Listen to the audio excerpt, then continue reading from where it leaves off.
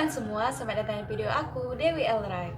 Sebelum aku lanjutin video ini, aku mau ngucapin terima kasih sama kalian yang udah subscribe channel ini. Dan buat kalian yang belum subscribe, segera subscribe, like, comment, dan share video aku ke semua teman-teman kalian.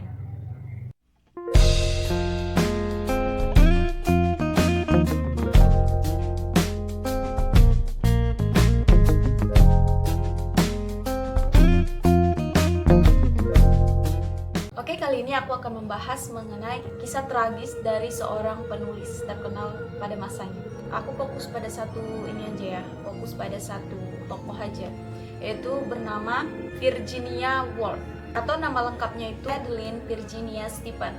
Jadi si Adeline Virginia Stephen ini, nama panggungnya itu Virginia Woolf. Jadi dia adalah seorang penulis novel di Inggris. Pada masanya itu dia merupakan seorang penulis yang terkenal. Di masa itu, di masa yang kita entah di mana itu, dia udah jadi seorang penulis yang terkenal. Aku juga penulis sih, cuman ya gitu deh, masih amatir, masih bisa nulis cerpen.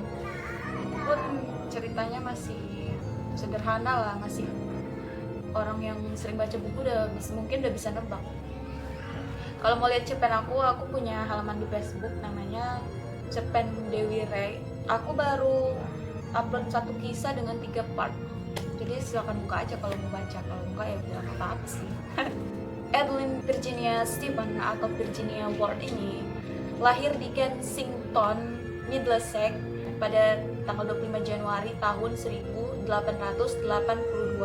Dia itu merupakan anak dari pasangan janda dan duda. Jadi orang tuanya ini udah pernah menikah sebelumnya, lalu mereka bertemu dan menikah. Nah, jadi dia punya saudara tiri dari kedua orang tuanya. Dari ayahnya itu namanya Laura, dari ibunya ada banyak nih.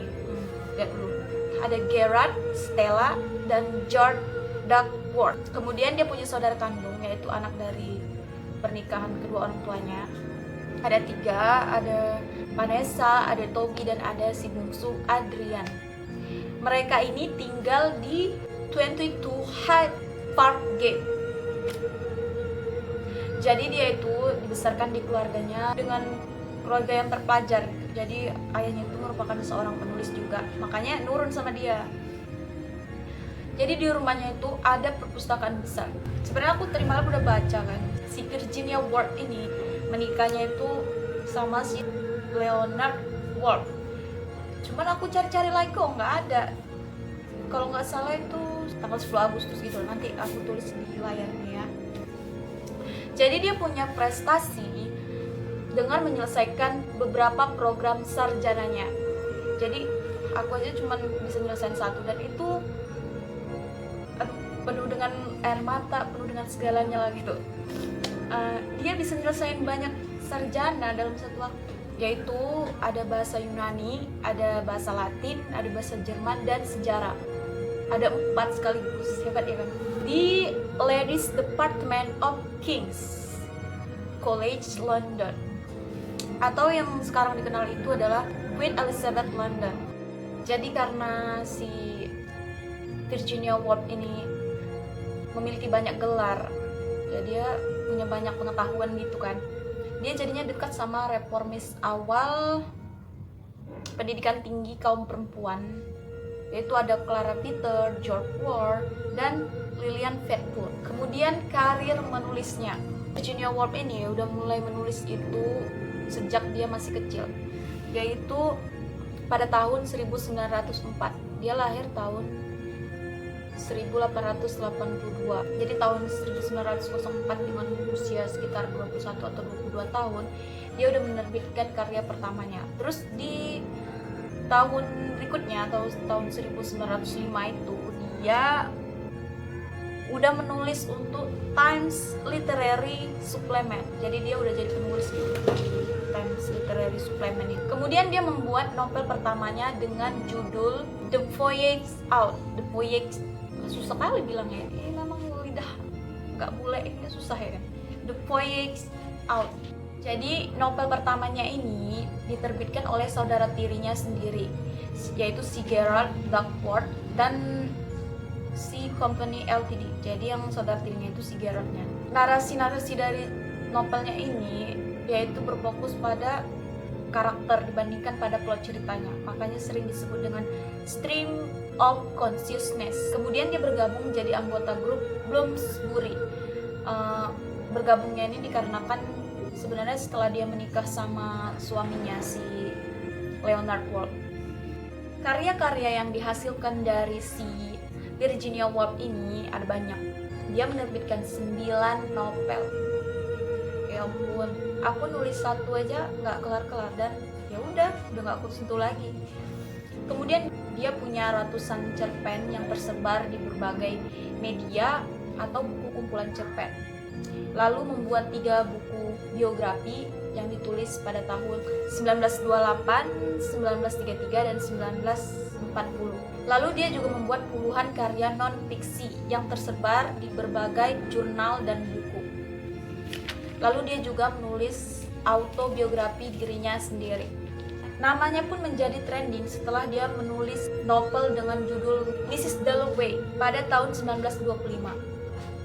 Novel Mrs. Dalloway ini adalah seorang tokoh fiktif bernama Clarissa Dalloway dengan setting pada masa sehabis Perang Dunia Pertama. Novel ini dikatakan novel terbaik karena ditulis dengan sangat detail oleh si Virginia Woolf ini. Kemudian karya yang kedua itu ada To the Lighthouse pada tahun 1927, yaitu mengisahkan tentang keluarga Ramsay Skotlandia. Pasca Perang Dunia Kedua di Eropa, karya-karya dari si Virginia Woolf ini mengalami penurunan minat pembacanya. Namun di tahun 1970 dia bangkit lagi dengan gerakan feminis dan menjadi penulis yang sangat berpengaruh di masanya. Kisah kelam yang dialami Virginia Woolf. Pada tahun 1895, ia kehilangan ibu kandungnya yang meninggal secara mendadak, yaitu usia dia masih sangat muda, yaitu usia 13 tahun. 2 tahun kemudian, saudara tirinya Stella juga meninggal. Hal tersebut membuatnya merasa terpukul dan menjadi depresi. Pada tahun 1904, ia kehilangan ayahnya. Hal itu membuatnya mengalami tekanan mental lagi. Kemudian ia dan Vanessa sang adik mengalami pelecehan seksual dari saudara tirinya, George dan Gerald Duckworth. Hal ini menjadi pemicu ia mengalami depresi secara berulang. Akibat depresi tersebut, ia, Vanessa, dan juga adik bungsunya Adrian menjual rumah kediaman orang tuanya dan pindah ke 46 Garden Square di Bloomsbury. Kronologi bunuh diri. Setelah menyelesaikan novel terakhirnya dengan judul Between the Eggs, si Virginia Woolf ini pergi meninggalkan rumah pada tanggal 28 Maret tahun 1941. Ia meninggalkan sepucuk surat pada suami dan adiknya Vanessa.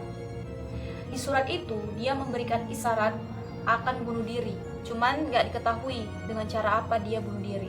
Pada hari itu, Woolf berjalan di sekitaran sungai Ouse di Sotis dekat rumahnya dengan menggunakan mantel, topi, tongkat, dan ada batu di sakunya. Jadi dia udah niat kali ya.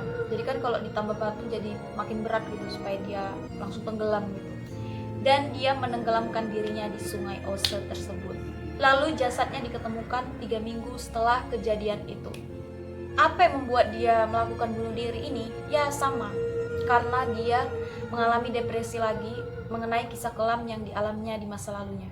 Oke kalian semua, itu dulu video yang bisa aku bagikan ke kalian. Semoga video ini memberikan pelajaran bagi kita semua. Dan jangan lupa untuk subscribe, like, dan komen di bawah video apa lagi yang harus aku buatin. Serta share ke semua teman-teman kalian. Tunggu aku upload video berikutnya ya. Dadah!